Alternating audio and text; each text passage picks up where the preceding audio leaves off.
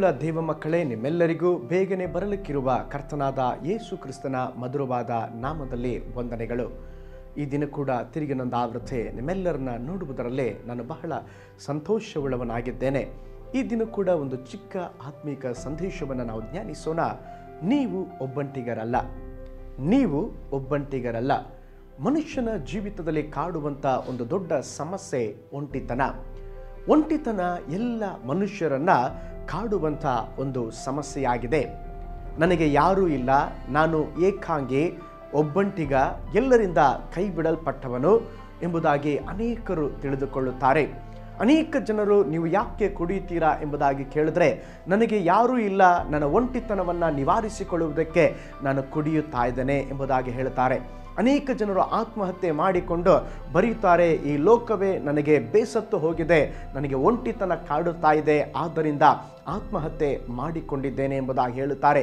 ಅನೇಕ ಜನರು ಈ ಒಂಟಿತನ ಎಂಬ ಸಮಸ್ಯೆಯನ್ನು ಎದುರಿಸುತ್ತಾ ಇದ್ದಾರೆ. ಈ ಒಂಟಿತನದ ಅನುಭವ ಆತ್ಮಹತ್ಯೆಗೆ ನಡೆಸ್ತದೆ. ಈ ಒಂಟಿತನದ ಅನುಭವ ನಿರಾಶೆಗೆ ನಡೆಸ್ತದೆ. ನೋಡಿ, ಅಮೆರಿಕ ದೇಶದಲ್ಲಿ ಒಂದು ಸಮೀಕ್ಷೆಯನ್ನು ತೆಗೆದುಕೊಂಡರು. ಅನೇಕ ಯೌವನ ಪ್ರಾಯದ ಮಕ್ಕಳು ಆತ್ಮಹತ್ಯೆಗೆ ಕಾರಣ ಏನಂದರೆ ಅವರು ಒಂಟಿತನದ ಅನುಭವ. ಯಾಕೆಂದರೆ ತಂದೆಯೂ ಕೆಲಸಕ್ಕೆ ಹೋಗ್ತಾರೆ, ತಾಯಿಯೂ ಕೆಲಸಕ್ಕೆ ಹೋಗ್ತಾರೆ. ಆ ತಂದೆ ತಾಯಿಗಳ ಪ್ರೀತಿ ಎಲ್ಲೋ ಒಂದು ಕಡೆ ಕಡಿಮೆ ಆಗಿರುವಾಗ ಅನೇಕ ಯುವ ಮಕ್ಕಳು ಅವರು ಆತ್ಮಹತ್ಯೆಯನ್ನು ಮಾಡಿಕೊಳ್ಳುತ್ತಾರೆ. ಈ ಒಂಟಿತನ ಎಂಬುದಾಗಿ ಹೇಳುವಾಗ ಕೂಡ ಕುಟುಂಬದವರು ಇದ್ದರೂ ಕೂಡ ಕೆಲವರು ಒಂಟಿತನದ ಜೀವಿತವನ್ನು ಅನುಭವಿಸುತ್ತಾರೆ. ಕೆಲವರು ಸಮಾಜದಲ್ಲಿ ಒಂಟಿತನದ ಜೀವಿತವನ್ನು ಅನುಭವಿಸುತ್ತಾರೆ. ಕೆಲವರು ಸ್ನೇಹಿತರಿಲ್ಲದೆ ಒಂಟಿತನವನ್ನು ಅನುಭವಿಸುತ್ತಾರೆ. ಆದರೆ ದೇವರು ಮನುಷ್ಯನನ್ನು ಅದ್ಭುತವಾಗಿ ಸೃಷ್ಟಿ ಮಾಡಿದ್ದಾರೆ. ದೇವರು ಎಲ್ಲವನ್ನ ಒಳ್ಳೆಯದೆಂಬುದಾಗಿ ಹೇಳಿದರು. ಆದರೆ ಮನುಷ್ಯನು ಒಬ್ಬಂಟಿಗನಾಗಿರುವುದು ಒಳ್ಳೆಯದಲ್ಲ ಎಂಬುದಾಗಿ ಹೇಳಿ ಸರಿಯಾದ ಸಹಕಾರಿಯನ್ನು ದೇವರು ಉಂಟು ಮಾಡಿದರೆಂಬುದಾಗಿ ನಾವು ನೋಡುತ್ತೇವೆ. ನೋಡಿ, ಒಂಟಿಯಾಗಿರುವವರನ್ನ ಸೈತಾನನು ಉಪಯೋಗಿಸುತ್ತಾನೆ. ಆದಾಮ ಹವ್ವಳು ಇಬ್ಬರು ಇರುವಾಗ ಸೈತಾನನು ಬಂದು ವಂಚಿಸಲಿಲ್ಲ.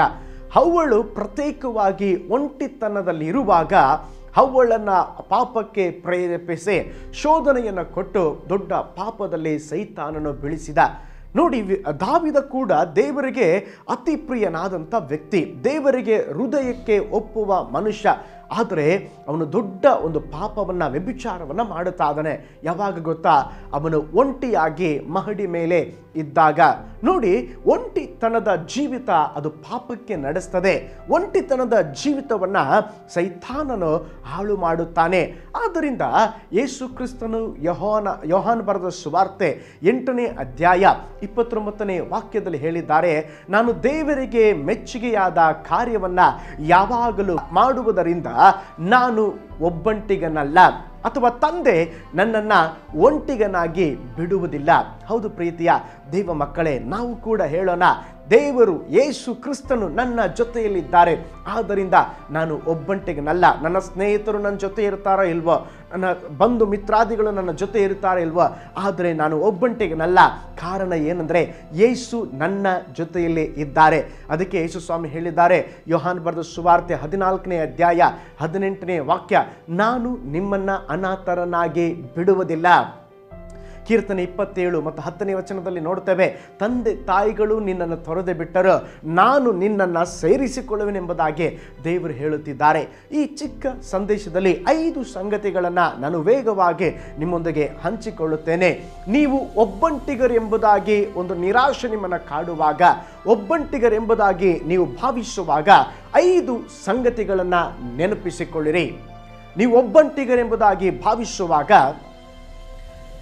5 ಸಂಗತಿಗಳನ್ನು ನೀವು ನೆನಪು ಮಾಡಿಕೊಳ್ಳಬೇಕಾಗಿದೆ. ಮೊದಲನೆಯ ಸಂಗತಿ, ಯೇಸು ಕ್ರಿಸ್ತನು ನಿಮ್ಮ ಜೊತೆಯಲ್ಲಿ ಇರುವುದರಿಂದ ನೀವು ಒಬ್ಬಂಟಿಗರಲ್ಲ. ಇನ್ನೊಂದು ಆವೃತ್ತಿ ಹೇಳ್ತಾನೆ, ಯೇಸು ಕ್ರಿಸ್ತನು ನಿಮ್ಮ ಜೊತೆಯಲ್ಲಿ ಇರುವುದರಿಂದ ನೀವು ಒಬ್ಬಂಟಿಗರು ಅಲ್ಲ. ಮತ್ತಾಯನ ಬರೆದ ಸುವಾರ್ತೆ 28ನೇ ಅಧ್ಯಾಯ 20ನೇ ವಚನ ಹೇಳುತ್ತದೆ, ನಾನು ಯುಗದ ಸಮಾಪ್ತಿಯವರೆಗೆ ಎಲ್ಲ ದಿನ ನಿಮ್ಮ ಸಂಗಡ ಇರುತ್ತೇನೆ. ಪ್ರೈಸ್ ಲಾರ್ಡ್, ಕರ್ತನಿಗೆ ಸ್ತೋತ್ರವಾಗಲಿ. ದೇವರ ವಚನ ಹೇಳುತ್ತದೆ, ನಾನು ಎಲ್ಲ ದಿನಗಳು ನಿಮ್ಮ ಸಂಗಡ ಇರುತ್ತೇನೆ. ಕೇವಲ ಭಾನುವಾರ ಮಾತ್ರ ಅಲ್ಲ, ಕೇವಲ ಗುಡ್ ಫ್ರೈಡೆ ಅಲ್ಲ, ಕೇವಲ ಕ್ರಿಸ್ಮಸ್ ಅಲ್ಲ, ದಲ್ಲಿ ದೇವರು ಹೇಳ್ತಾ ಇದ್ದಾರೆ, ನಾನು ಎಲ್ಲ ದಿನಗಳು ನಿಮ್ಮ ಸಂಗಡ ಇರುತ್ತೇನೆ. ಹಾಗಿರುವುದಾದರೆ ದೇವರು ನಮ್ಮ ಸಂಗಡ ಇರುವುದರಿಂದ ನೀವು ಒಬ್ಬಂಟಿಗರಲ್ಲ. ಯೇಸು ಕ್ರಿಸ್ತನು ಒಂದೊಂದು ದಿನವೂ ನಿಮ್ಮ ಜೊತೆಯಲ್ಲಿ ಇರುವುದರಿಂದ ನೀವು ಒಬ್ಬಂಟಿಗರಲ್ಲ. ಹೌದು ಪ್ರೀತಿಯ ದೈವ ಮಕ್ಕಳೇ, ನೀವು ಒಬ್ಬಂಟಿಗರಲ್ಲ. ಯೇಸು ಕ್ರಿಸ್ತನು ನಿಮ್ಮ ಜೊತೆಯಲ್ಲಿ ಇದ್ದಾನೆ. ಒಬ್ಬ ಕವಿ ಒಂದು ಕವನವನ್ನು ಬರೆದನಂತೆ, ಮನೆಯವರಿಗೂ ಬಂಧುಗಳು, ರಸ್ತೆಯವರೆಗೆ ಹೆಂಡತಿ, ಸಮಾಧಿಯವರೆಗೆ ಮಕ್ಕಳು, ಕೊನೆಯವರೆಗೆ ಯಾರು? ಮನೆಯವರೆಗೆ ಬಂಧು ಮಿತ್ರಾದಿಗಳು, ರಸ್ತೆಯವರೆಗೆ ಹೆಂಡತಿ, ಸಮಾಧಿಯವರೆಗೆ ಮಕ್ಕಳು, ಕೊನೆಯವರೆಗೆ ಯಾರು? ಆ ಪ್ರಶ್ನಾರ್ಥಕ ಉತ್ತರಕ್ಕೆ ಆ ಕವಿಗೆ ಉತ್ತರ ಬರೀಲಿಕ್ಕೆ ಸಾಧ್ಯವಾಗಲಿಲ್ಲ. ಆದರೆ ಆ ಕವಿ ಅಲ್ಲಿ ಮುಂದೆ ಇಟ್ಟಿರುವಂಥ ಆ ಪ್ರಶ್ನೆಗೆ ನಾವು ಉತ್ತರಿಸಬಹುದು. ಕೊನೆಯವರೆಗೂ ಯಾರಂದರೆ ಯೇಸು ಕ್ರಿಸ್ತನು ಮಾತ್ರ. ಅದಕ್ಕೆ ಯೇಸು ಸ್ವಾಮಿ ಹೇಳ್ತಾ ಇದ್ದಾರೆ, ನಾನು ಯುಗದ ಸಮಾಪ್ತಿಯವರೆಗೂ ನಿಮ್ಮ ಸಂಗಡ ಇರುವೆನು. ಐಗುಪ್ತ ದೇಶದಲ್ಲಿ ಇಸ್ರಾಯೇಲರು ದಾಸೋಹದಲ್ಲಿ ಇರುವಾಗ ಅವರು ಒಂಟಿತನದಲ್ಲಿ ಇರಲಿಲ್ಲ, ಕಾರಣ ದೇವರು ಅವರ ಸಂಗಡ ಇದ್ದನು. ಮೋಶೆ ಮಿದ್ಯಾನ ದೇಶದಲ್ಲಿ ಒಂಟಿತನದಲ್ಲಿ ಇರಲಿಲ್ಲ, ಕಾರಣ ದೇವರು ಅವನನ್ನು ಕರೆದು ಮರುಭೂಮಿಯಲ್ಲಿ ಸೇವೆಯನ್ನ ಕೊಟ್ಟರು. ಎಲಿಯನು ಒಂಟಿತನದಲ್ಲಿ ಇರುವಾಗ ಸಣ್ಣ ಧ್ವನಿಯ ಮೂಲಕ ಎಲಿಯನನ್ನ ದೇವರು ಸಂತೈಸಿದರು. ಪೌಲ ಸೀಲರು ಒಂಟಿತನದಲ್ಲಿ ಇರುವಾಗ ದೇವರು ಅವರ ಬಳಿ ಬಂದು ಮಧ್ಯರಾತ್ರಿಯಲ್ಲೇ ಹಾಡನ್ನ ಕೊಟ್ಟರು. ದಾನಿಯೇಲನು ಸಿಂಹದ ಗವಿಗೆ ಹಾಕಿದಾಗ ಕರ್ತನು ಒಂಟಿಯಾಗಿ ಬಿಡಲಿಲ್ಲ, ರಕ್ಷಿಸಿದನು. ಪ್ರೀತಿಯ ದೈವ ಮಕ್ಕಳೇ, ನೀವು ಒಬ್ಬಂಟಿಗರ ಎಂಬುದಾಗಿ ನೀವು ಭಾವಿಸುವಾಗ ನೆನಪಿಡಿ, ದೇವರು ನಿಮ್ಮ ಜೊತೆಯಲ್ಲಿ ಇರುತ್ತಾನೆ. ಯೇಸು ಕ್ರಿಸ್ತನು ನಿಮ್ಮ ಜೊತೆಯಲ್ಲಿ ಇರುತ್ತಾನೆ. ಎರಡನೇದಾಗಿ, ನೀವು ಒಬ್ಬಂಟಿಗರೆಂಬುದಾಗಿ ಭಾವಿಸುವಾಗ ಎರಡನೇದಾಗಿ ನೀವು ನೆನಪಿಸಿಕೊಳ್ಳಬೇಕಾದಂಥ ಕಾರ್ಯ, ದೇವರ ಕಣ್ಗಳು ನಿಮ್ಮನ್ನ ನೋಡುತ್ತಿದೆ. ದೇವರ ಕಣ್ಗಳು ನಿಮ್ಮನ್ನ ನೋಡುತ್ತಾ ಇದೆ. ಕೆಲವು ಸಾರಿ ನೀನು ನಾಲ್ಕು ಗೋಡೆಯ ಒಳಗಡೆ ನೀನು ಕಣ್ಣೀರಿಟ್ಟಿದ್ದೀಯಾ. ಅನೇಕ ಸಾರಿ ನಿನ್ನ ಕಣ್ಣೀರಿನಿಂದ ನಿನ್ನ ತಲೆದಿಂಬನ್ನ ತೋಯಿಸಿದ್ದೀಯಾ. ನನಗೆ ಯಾರೂ ಇಲ್ಲ, ನನ್ನನ್ನು ನೋಡುವವರು ಯಾರೂ ಇಲ್ಲ, ನನಗೆ ಕಾಳಜಿ ವಹಿಸುವವರು ಯಾರೂ ಇಲ್ಲ ಎಂಬುದಾಗಿ ಅನೇಕ ಸಾರಿ ನೀನು ಅಂದುಕೊಂಡಿದ್ದೀಯಾ. ಆದರೆ ದೇವರು ಹೇಳ್ತಾ ಇದ್ದಾರೆ, ಮಗನೇ ಮಗಳೇ, ನನ್ನ ಕಣ್ಗಳು ನಿನ್ನನ್ನ ನೋಡುತ್ತಿದೆ. ಅದಕ್ಕೆ ಕೀರ್ತನೆ 139:16 ವಚನ ಹೇಳುತ್ತದೆ, ನಾನು ಇನ್ನು ಕೇವಲ ಪಿಂಡವಾಗಿರುವಾಗ ನಿನ್ನ ಕಣ್ಗಳು ನನ್ನನ್ನು ನೋಡಿದವು. ಪ್ರೀತಿಯ ದೇವ ಮಕ್ಕಳೇ, ಇನ್ನು ತಾಯಿ ಗರ್ಭದಲ್ಲಿ ಆ ಮಗುವನ್ನು ಇನ್ನು ತಾಯಿಯೇ ನೋಡಿರೋದಿಲ್ಲ, ತಂದೆ ತಾಯಿಗಳು ನೋಡಿರೋದಿಲ್ಲ. ಆದ್ರೆ ದೇವರು ಹೇಳ್ತಾ ಇದ್ದಾರೆ, ನೀನು ಇನ್ನು ಗರ್ಭದಲ್ಲಿ ಧರಿಸುವ ಮುಂಚೆ ಪಿಂಡವಾಗಿರುವಾಗಲೇ ನನ್ನ ಕಣ್ಗಳು ನಿನ್ನನ್ನು ಕಾಣುತ್ತಾ ಇದೆ. ಪ್ರೀತಿಯ ದೇವ ಮಕ್ಕಳೇ, ನೀವು ಒಬ್ಬಂಟಿಗರಲ್ಲ, ದೇವರ ಕಣ್ಗಳು ನಿಮ್ಮನ್ನು ನೋಡುತ್ತಾ ಇದೆ. ಮರುಭೂಮಿಯ ಅವಸ್ಥೆಯಲ್ಲಿ ಎಲ್ಲರಿಂದ ಕೈ ಬಿಡಲ್ಪಟ್ಟು ನಾನು ಒಬ್ಬಂಟಿಗಳು ಎಂಬುದಾಗಿ ಭಾವಿಸಿದ ಹಾಗರಳನ್ನು ದೇವರ ಕಣ್ಗಳು ನೋಡಿದವು. ಹಾಗರಳೇ, ನೀನಿಲ್ಲೇನು ಮಾಡುತ್ತಿ ಎಂಬುದಾಗಿ ದೇವರ ಮಾತು ಅವಳನ್ನು ಸಂತೈಸಿತ್ತು. ಅದಕ್ಕೆ ಹಾಗರಳು ಹೇಳುತ್ತಾ ಇದ್ದಾಳೆ, ನಾನು ಒಬ್ಬಂಟಿಗಳಲ್ಲ, ನನ್ನನ್ನು ನೋಡುವ ಎಲ್ಲರೂ ಈ ದೇವರು ಇದ್ದಾನೆ. ನೀವು ಕೂಡ ಎಲ್ಲರಿಂದ ಕೈ ಬಿಡಲ್ಪಟ್ಟ ಅವಸ್ಥೆಯಲ್ಲಿ ಇದ್ದೀರಾ, ಭಯಪಡಬೇಡ್ರಿ. ನಿಮ್ಮನ್ನು ನೋಡುವ ಎಲ್ಲರೂ ಈ ದೇವರು ನಿಮ್ಮ ಸಂಗಡ ಇದ್ದಾನೆ. ಅದಕ್ಕಾಗಿ ನಾನು ನಿಮಗೆ ತಿರುಗಿ ಹೇಳುತ್ತೇನೆ, ನೀವು ಒಬ್ಬಂಟಿಗರಲ್ಲ, ದೇವರ ಕಣ್ಗಳು ನಿಮ್ಮನ್ನು ನೋಡುತ್ತಾ ಇದೆ.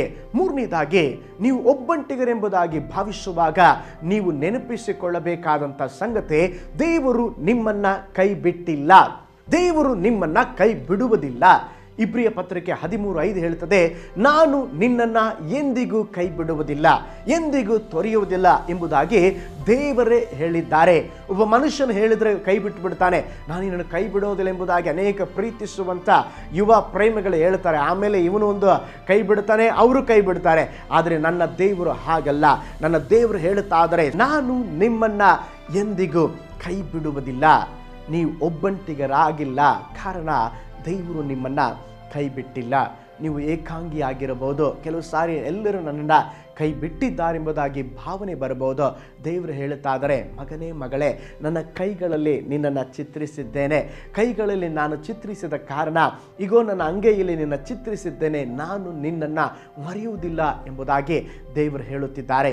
ನೀವು ಒಬ್ಬಂಟಿಗರಲ್ಲ, ಯೇಸು ನಿಮ್ಮನ್ನು ಕೈ ಬಿಡುವುದೇ ಇಲ್ಲ. ನಾಲ್ಕನೇದಾಗಿ, ನೀವು ಒಬ್ಬಂಟಿಗರೆಂಬುದಾಗಿ ಭಾವಿಸುವಾಗ ನೀವು ನೆನಪಿಸಿಕೊಳ್ಳಬೇಕಾದಂಥ ಕಾರ್ಯ, ದೇವರು ನಿಮ್ಮನ್ನು ಮರೆಯುವವನಲ್ಲ.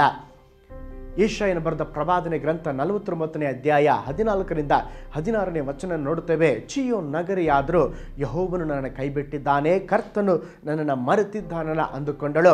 ಒಬ್ಬ ಹೆಂಗಸು ತನ್ನ ಹೆತ್ತ ಮಗುವಿನ ಮೇಲೆ ಕರುಣೆ ಇಡದೆ ತನ್ನ ಮೊಲೆ ಕೌಸನ್ನು ಮರೆತಾಳು. ಒಂದು ವೇಳೆ ಮರೆತಾಳು, ನಾನಾದರೂ ನಿನ್ನನ್ನು ಮರೆ ಎಂಬುದಾಗಿ ದೇವರು ಹೇಳುತ್ತಿದ್ದಾರೆ. ಹೌದು ಪ್ರೀತಿಯ ದೇವ ಮಕ್ಕಳೇ, ದೇವರು ನಿಮ್ಮನ್ನು ಮರೆಯುವುದಿಲ್ಲ. ಒಂದು ಸಾರಿ ಸೆರೆಮನೆಯಲ್ಲಿ ಯೋಸೇಫನಿಗೆ ಒಂದು ಕನಸು ಬಿತ್ತು. ಆ ಕನಸು ಇದ್ದಂಗೆ ಹೇಳಿದ, ಇದು ಸಂಭವಿಸಿದಾಗ ನನ್ನ ನೆನಪು ಮಾಡಿಕೊ ಎಂಬುದಾಗಿ ಆ ಪಾನದಾಯಕ ವ್ಯಕ್ತಿಗೆ ಹೇಳಿದ. ಆ ಪಾನದಾಯಕನು ಆ ಯೋಸೇಫನನ್ನು ಮರೆತು ಬಿಟ್ಟ. ಆದರೆ ಯೋಸೇಫನಿಗೆ ದರ್ಶನ ಕೊಟ್ಟ ದೇವರು, ಯೋಸೇಫನಿಗೆ ಕನಸನ್ನು ಕೊಟ್ಟ ದೇವರು ಮರೆಯದೆ ತಕ್ಕ ಸಮಯದಲ್ಲಿ ಐಗುಪ್ತ ದೇಶದಲ್ಲಿ ಅವನ ಪ್ರಧಾನಮಂತ್ರಿಯಾಗಿ ದೇವರು ಮಾರ್ಪಡಿಸಿದರು. ಕೋಳಿ ತನ್ನ ಮರಿಗಳನ್ನು ಒಂಟಿಯಾಗಿ ಬಿಡೋದಿಲ್ಲ. ಅವುಗಳಿರುವ ಸ್ಥಳಗಳನ್ನು ಹುಡುಕಿಕೊಂಡು ಹೋಗಿ ರೆಕ್ಕೆಯ ಮರೆಯಲ್ಲಿ ಅವುಗಳನ್ನು ಅಡಗಿಸಿಕೊಳ್ಳುತ್ತದೆ. ಅದೇ ವಿಧದಲ್ಲಿ ದೇವರು ಕೂಡ ನಮ್ಮನ್ನು ಕೈ ಬಿಡದೆ ನಾವಿರುವ ಸ್ಥಳದಲ್ಲಿ ಬಂದು ತನ್ನ ರೆಕ್ಕೆಗಳ ಮರೆಯಲ್ಲಿ ನಮ್ಮನ್ನು ಆಶ್ರಯ ಕೊಡುವಂಥ ದೇವರು ನನ್ನ ದೇವರಾಗಿದ್ದಾರೆ. ಐದನೇದಾಗಿ, ನೀವು ಒಬ್ಬಂಟಿಗರೆಂಬುದಾಗಿ ಭಾವಿಸುವಾಗ ನೆನಪಿಸಬೇಕಾಗಿರುವಂಥ ಕಾರ್ಯ ಏನೆಂಬುದಾಗಿ ಹೇಳಿದರೆ, ದೇವರು ನಿನ್ನ ಕುರಿತು ಕಾಳಜಿ ವಹಿಸುತ್ತಿದ್ದಾರೆ. ಮತ್ತಾಯನು ಬರೆದ ಸುವಾರ್ತೆ 10ನೇ ಅಧ್ಯಾಯ 31ನೇ ವಚನ ಹೇಳುತ್ತದೆ, ನೀವು ಗುಬ್ಬಿಗಳಿಗಿಂತಲೂ ಶ್ರೇಷ್ಠವಾಗಿದ್ದೀರಾ, ನೀವು ಪಕ್ಷಿಗಳಿಗಿಂತಲೂ ಶ್ರೇಷ್ಠವಾಗಿದ್ದೀರೆಂಬುದಾಗಿ ನಾವು ನೋಡುತ್ತಾ ಇದ್ದೇವೆ. ಒಂದು ಸಾಧಾರಣ ಗುಬ್ಬಿಯನ್ನೇ ಕಾಳಜಿ ವಹಿಸುವ ದೇವರು ನಿನ್ನನ್ನು ಮರೆಯುತ್ತಾನ ದೇವ ಮಗುವೆ? ಇಲ್ಲ, ಆತನು ನಿನ್ನನ್ನು ಮರೆಯೋದಿಲ್ಲ. ದೇವರು ನಿನ್ನ ಜೊತೆಯಲ್ಲೇ ಇರುತ್ತಾರೆ. ಹಾಗಾದರೆ ನೀವು ಕೇಳಬಹುದು, ಪಾಸ್ಟರ್, ನನಗೆ ಈ ಒಂಟಿತನದ ಅನುಭವ ಇದೆ, ಈ ಎಲ್ಲ ಮಾತುಗಳು ನನ್ನನ್ನು ಸಂತೈಸಿದೆ, ಆದರೆ ಈ ಒಂಟಿತನದ ಅನುಭವ ಬಂದರೆ ನಾನೇನು ಮಾಡಬೇಕು? ಸಿಂಪಲ್ ಆಗಿ 3 ಸಂಗತಿಗಳನ್ನು ನಿಮ್ಮೊಂದಿಗೆ ನಾನು ಹೇಳ್ತಾನೆ. ಪ್ರಾರ್ಥನೆ ಮಾಡ್ರಿ. ಪ್ರಾರ್ಥಿಸುವವರು ಒಬ್ಬಂಟಿಗರಲ್ಲ. ಏಕೆಂದರೆ ಪ್ರಾರ್ಥಿಸುವವರು ದೇವರೊಂದಿಗೆ ಮಾತನಾಡ್ತಾ ಇರ್ತಾರೆ. ನೀನು ಪ್ರಾರ್ಥಿಸುವಾಗ ದೇವರು ನಿನ್ನ ಜೊತೆ ಮಾತನಾಡ್ತಾರೆ. ಆದ್ದರಿಂದ ನಿಮ್ಮೆಲ್ಲ ಸಮಸ್ಯೆಗಳನ್ನು ಫೋನಲ್ಲಿ ಇನ್ನೊಬ್ಬರಿಗೆ ಹೇಳ್ಬೇಡ್ರಿ, ಬೇರೆಯವ್ರಿಗೆ ಹೇಳ್ಬೇಡ್ರಿ. ನಿಮ್ಮ ಸಮಸ್ಯೆ ಹೇಳುವುದಕ್ಕೆ ಒಂದೇ ಸ್ಥಳ, ದೇವ ಪಾದ. ಅಲ್ಲಿ ಹೋಗಿ ಪ್ರಾರ್ಥನೆ ಮಾಡ್ರಿ. ಎರಡನೇದಾಗಿ, ಒಂಟಿತನ ಬರುವಾಗ ಆರಾಧನೆ ಮಾಡ್ರಿ. ಪೌಲ ಸೀಲರನ್ನು ಜೈಲಿಗೆ ಹಾಕಿದ್ದಾರೆ, ಒಂಟಿತನ ಕಾಡ್ತಾ ಇದೆ. ಏನು ಮಾಡಿದ್ರು? ಕೈಗಳ ತಟ್ಟಿ ಆರಾಧನೆ ಮಾಡಿದ್ರು. ಒಂದು ದೊಡ್ಡ ಬಿಡುಗಡೆ ಉಂಟಾಯಿತು. ಮೂರನೇದಾಗಿ, ಸತ್ಯವೇದವನ್ನು ಓದ್ರಿ. ಸತ್ಯವೇದ ನಿಮ್ಮ ಒಂಟಿತನದ ಅನುಭವದಲ್ಲಿ ದೇವರ ವಚನಗಳು ನಿಮ್ಮನ್ನು ಸಂತೈಸ್ತದೆ. ರಿಚರ್ಡ್ ಉಂಬ್ರನ್ ಎಂಬಂಥ ಒಬ್ಬ ದೇವ ಸೇವಕರು 18 ವರ್ಷಗಳ ಕಾಲ ಸೆರೆಮನೆಯಲ್ಲಿದ್ದರು. ಆಗ ಅವರು ಹೇಳಿದ್ರಂತೆ, ನಾನು ಒಬ್ಬಂಟಿಗನಾಗಿರುವಾಗಲೂ ಕೂಡ ಸತ್ಯವೇದ ನನ್ನನ್ನು ಒಂಟಿಗನಾಗಿ ಬಿಡಲಿಲ್ಲ. ಹೌದು ದೇವ ಮಕ್ಕಳೇ, ನೀವು ಒಬ್ಬಂಟಿಗರಲ್ಲ, ಕರ್ತನು ನಿಮ್ಮ ಸಂಗಡ ಇದ್ದಾನೆ. ನಾನು 5 ಸಂಗತಿಗಳನ್ನು ಹೇಳಿದೆ. ತಿರುಗಿ ಇನ್ನೊಂದು ಆವೃತ್ತಿ ನಾನು ನಿಮಗೆ ಹೇಳ್ತೇನೆ, ನೀವು ಒಬ್ಬಂಟಿಗರಲ್ಲ. ಒಂಟಿತನ ನಿಮ್ಮನ್ನು ಕಾಡುವಾಗ ಈ 5 ಕಾರ್ಯಗಳನ್ನು ನೀವು ನೆನಪು ಮಾಡಿಕೊಳ್ಳ್ರಿ. ಮೊದಲನೇದಾಗಿ, ದೇವರು ನಿಮ್ಮ ಸಂಗಡ ಇರುವುದರಿಂದ, ನೀವು ಯೇಸು ಕ್ರಿಸ್ತನು ನಿಮ್ಮ ಜೊತೆಯಲ್ಲಿ ಇರುವುದರಿಂದ ನೀವು ಒಬ್ಬಂಟಿಗರಲ್ಲ. ಎರಡನೇದಾಗಿ, ದೇವರ ಕಣ್ಗಳು ನಿಮ್ಮನ್ನು ನೋಡುತ್ತಿರುವುದರಿಂದ ನೀವು ಒಬ್ಬಂಟಿಗರಲ್ಲ. ಮೂರನೇದಾಗಿ, ದೇವರು ನಿನ್ನನ್ನು ಕೈ ಬಿಟ್ಟಿಲ್ಲ, ಆದ್ದರಿಂದ ನೀನು ಒಬ್ಬಂಟಿಗನಲ್ಲ. ನಾಲ್ಕನೇದಾಗಿ, ದೇವರು ನಿನ್ನನ್ನು ಮರೆತಿಲ್ಲ, ಆದ್ದರಿಂದ ನೀನು ಒಬ್ಬಂಟಿಗನಲ್ಲ. ಐದನೇದಾಗಿ, ನೀವು ಗುಬ್ಬಿಗಳಿಗಿಂತಲೂ ಶ್ರೇಷ್ಠರು, ಅಮೂಲ್ಯರಾಗಿರುವ ಕಾರಣ ದೇವರು ನಿಮ್ಮನ್ನು ಒಬ್ಬಂಟಿಗರಾಗಿ ಬಿಟ್ಟಿಲ್ಲ. ನಿಮಗೆ ಒಂಟಿತನ ಬರುವಾಗ ಪ್ರಾರ್ಥಿಸ್ರಿ, ಆರಾಧಿಸ್ರಿ, ಸತ್ಯವೇದವನ್ನು ಓದಿ. ಕರ್ತನು ನಿಮಗೆ ಆಶೀರ್ವಾದ ಮಾಡಲಿ. ನಾವು ಪ್ರಾರ್ಥನೆ ಮಾಡೋಣ. ಪರಲೋಕದ ತಂದೆಗೆ, ಈ ಒಳ್ಳೆಯ ಸಮಯಕ್ಕಾಗಿ ಸ್ತೋತ್ರ. ವಿಶೇಷವಾಗಿ ಸ್ವಾಮಿ, ನಿನ್ನ ವಾಕ್ಯವೇ ನಮ್ಮನ್ನು ಸಂತೈಸುವುದಕ್ಕಾಗಿ ಸ್ತೋತ್ರ. ಈ ದಿನ ಕೂಡ ನೀವು ಒಬ್ಬಂಟಿಗರಲ್ಲ ಎಂಬುದಾಗಿ ಹೇಳಿದೆಯಾ, ಆ ವಚನಕ್ಕಾಗಿ ಸ್ತೋತ್ರಪ್ಪ, ಆ ಮಾತಿಗಾಗಿ ಸ್ತೋತ್ರ. ಅನೇಕ ಸಾರಿ ಒಬ್ಬಂಟಿಗರು ಎಂಬುದಾಗಿ ನಾವು ಅಂದ್ಕೊಂಡಿದ್ದೆವು ಸ್ವಾಮಿ, ಆದರೆ ಈ ದಿವಸ ನಮ್ಮೊಂದಿಗೆ ಮಾತನಾಡಿದ್ದಕ್ಕಾಗಿ ಸ್ತೋತ್ರ. ನಮ್ಮನ್ನು ಕೈ ಹಿಡಿದು ನಡೆಸ್ರಿ. ಒಂಟಿತನ ಬರುವಾಗ ನಾವು ಒಂಟಿತನದಲ್ಲಿ ಇರದೆ ನಮ್ಮ ಜೊತೆಯಲ್ಲಿ ನೀವಿದ್ದು ನಡೆಸು ಸ್ವಾಮಿ. ವೀಕ್ಷಿಸಿದ ಪ್ರತಿಯೊಬ್ಬರನ್ನ ಆಶೀರ್ವಾದ ಮಾಡಿರಿ. ಯೇಸುವಿನ ಹೆಸರಿನಲ್ಲಿ ತಂದೆಗೆ. ಆಮೇಲೆ ಪ್ರೈಸ್ ಲಾರ್ಡ್. ಕರ್ತನು ನಿಮ್ಮನ್ನು ಧಾರಾಳವಾಗಿ ಆಶೀರ್ವಾದ ಮಾಡಲಿ. ಮತ್ತೊಂದು ಆತ್ಮಿಕ ಸಂದೇಶದೊಂದಿಗೆ ಬರುತ್ತೇನೆ. ಅಲ್ಲಿಯವರೆಗೆ ನಮ್ಮ ವಿಡಿಯೋಗಳನ್ನು ನೋಡಿ ಇತರರೊಂದಿಗೆ ಶೇರ್ ಮಾಡಿರಿ. ಮೈ ಗಾಡ್ ಬ್ಲೆಸ್ ಯು ಆಲ್.